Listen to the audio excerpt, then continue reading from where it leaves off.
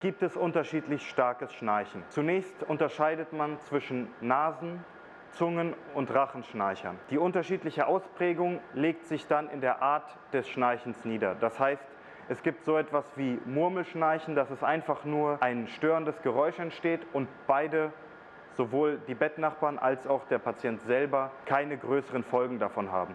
Das steigert sich hoch bis zum wirklichen Apnoe-Patienten, der durch Atemaussetzer sowohl den Schlaf als auch seine Gesundheit massiv riskiert.